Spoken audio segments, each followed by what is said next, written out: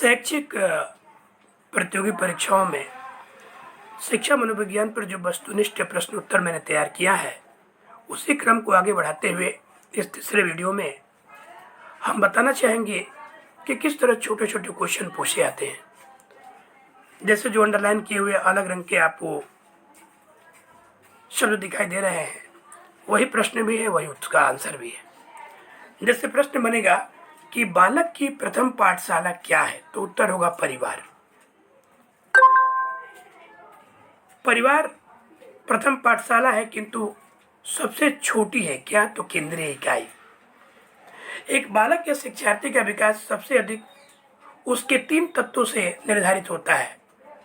सबसे अच्छा उत्तर है उसके आसपास के पर्यावरण, उसके बाद उसके परिवार तथा अंत में समाज, क्योंकि इसी के इर्द गिर्द बच्चा अपना जीवन जीता है। मैकाइवर और पेज वैसे तो एक समाजशास्त्री हैं, लेकिन उन्होंने अपनी पुस्तक सोसाइटी में यौन संबंधों पर आधारित परिवार की व्याख्या प्रस्तुत की थी।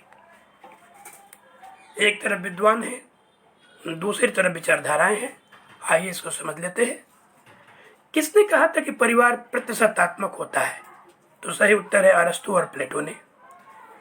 वो कौन सा विद्वान था जिसने कहा था यौन संबंधों पर परिवार आधारित होता है, तो उसका उत्तर है बेलफ्राट।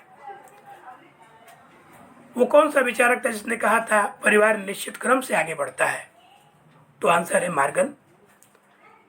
और किसने कहा था कि मात्र सत्तात्मक परिवार भी देखे जाते हैं या होते हैं, जैसे ब्रिटेन की महारानी एलिजाबेथ, तो सही उत्तर है टायलर।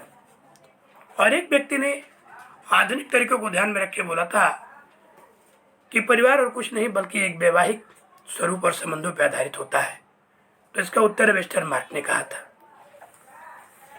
आगे बढ़ते हैं। कलह की स्थिति, परिवार में स्वेच्छाचारिता, अकर्मण्यता, स्त्रियों की दुर्दशा तथा परिवार के विकास में बाधा होती है, तो उसे संयुक्त परिवार कहते हैं। दरअसल हम ये नहीं बोलते कि संयुक्त परिवार की सबसे बड़ी बाधा और दोषी ही है। संयुक्त परिवार अच्छे और बुरे दोनों हो सकते हैं। यहाँ पे दोष के बारे में मुझे बताना है, इसलिए मैंने कहा कि सबसे बड़ा दोष है कलह, स्वेच्छाचारिता, अकर्मण्यता, स्त्रियों की परिवार में दुर्दशा, विकास में बाधा। एक व्यक्ति के 33 प्रकार के द्वितीयक और 151 प्रकार के तृतीयक नातेदार होते हैं, ऐसा सोशियोलॉजी में बताया गया है।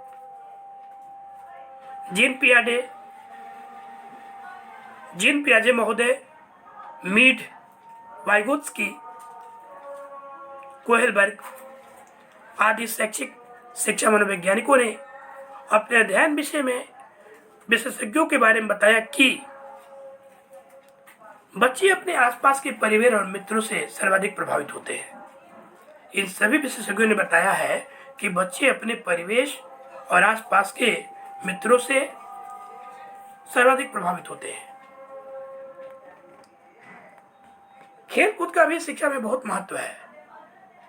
इससे आपस में सहयोग, प्रतिस्पर्धा, अनुशासन, नियमबद्धता और समायोजन की गुणों का विकास होता है। साथ ही साथ धैर्य और आत्मविश्वास जैसे मानवीय गुणों का भी विकास होता है। इसलिए शिक्षा में खेल का भी अपना महत्व है। अगले कड़ी में देखते हैं कि हमारे क्षेत्रीय राष्ट्रीय एकता में बाधक तत्व कौन कौन है। तो सबसे पहला जाति है, लिंग है, धर्म है, संप्रदाय है और ऊंच नीच की भावना है। ये हमारे भारत के क्षेत्रीय विकास में, राष्ट्रीय एकता में बहुत बड़ी बाधक तत्व के रूप में है। ये तभी दूर होगा जब हम बालक को आरंभ से ही क्षमतावान बनाए, कौशल युक्त बनाए, प्रतिभाशाली बनाए। और इसके लिए जरूरी है अच्छी शिक्षा व्यवस्था की, अच्छे शिक्षकों की और अच्छे सामाजिक कार्यकर्ताओं की। इसमें शिक्षक सबसे अग्रणी भूमिका में दिखाई देता है। खेल भावना एक दूसरे को आपस में जोड़ती है, इसलिए हमारे अंदर सद्भावना का विकास करती है।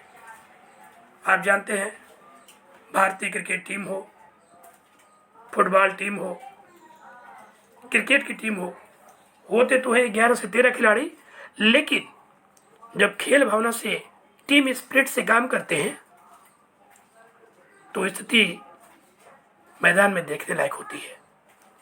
कहने का मतलब है, भारत में एकता और विविधता का संगम देखना है तो खेल के मैदान में भली भांति देखने को मिलता है। कोई महाराष्ट्र से, कोई गुजरात से, कोई उत्तर प्रदेश से, कोई कर्नाटक, कोई तमिलनाडु, कोई केरल से, कोई उत्तराखंड से, लेकिन काम सभी लोग मिलकर पूरी खेल भावना के साथ भारतीय सद्भावना का विकास करते हैं, आपसी मेल विचार का विचार करते हैं। बहुत बहुत धन्यवाद। आपने हमारे वीडियोस को लाइक किया और लगातार मुझे आगे बढ़ने में, हमारे चैनल को आगे बढ़ाने में जो सहयोग करते हैं, इसके लिए बहुत बहुत धन्यवाद। आप देखते रहिए शिवा ह्यूमन ट्यूशन। धन्यवाद। कौन से लोग आपको